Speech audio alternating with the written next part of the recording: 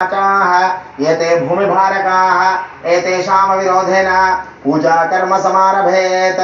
दैवी गायत्रीश्छन्दः प्राणायामे विनियोगः। కుడి చేత్తో ముక్కు చివరన పట్టుకొని ఎడమ చేయిని కుడి చేయి మోచేయి కింద ఉంచి 5 మార్లు ప్రణవాన్ని పఠిస్తూ అంటే ఓం ఓం అనుకుంటూ నిదానంగా ప్రాణాయామం చేస్తూ ఉండండి.